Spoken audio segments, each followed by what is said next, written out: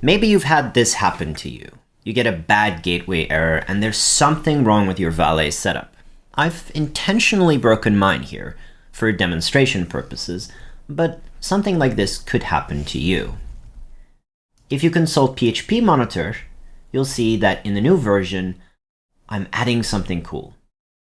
Previously, you would only see crosses or check marks, but now there's a new error state detection included. So what's this do? Well, for starters, you can see something is wrong with Valet. There's a little red dot here, and a key service is reporting an error state. If we want to know more, we can click on this button.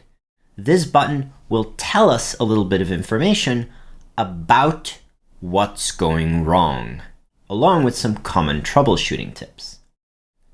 The first tip I'm getting here is to click on the E for error. It will attempt to restart the service and attempt to locate a log file.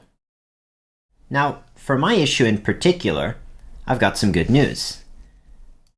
PHP is a service that has an error log, so when we click on this, PHP Monitor will attempt to restart it, figure out that, it still isn't working, but there is an associated log file.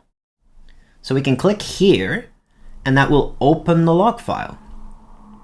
And sure enough, what I'm seeing here is that we failed to include a particular file. We failed to load it on line 11. This allows us to identify where the issue is, and sure enough, it's this file on line 11, which we can now fix. I need to save this as a super user, so I'm just gonna go do that real quick. And once updated, I should be able to restart it. So let's click this again, and sure enough, all my Valet services are now okay. What this means is that my site should be back, and sure enough, here it is. Sometimes, though, things will be broken and there won't be a log file. If that's the case, you can always, and I'm just gonna go turn off Nginx to illustrate my point, click on this button. Depending on the current situation, either a service is off or broken, you'll get a different message and troubleshooting steps. Because I've manually turned it off, the recommended tip is to just restart the service by clicking on the cross here. So in this case, Nginx isn't running, right? So we'll boot it up again by clicking here, and we should be fine. And we're back.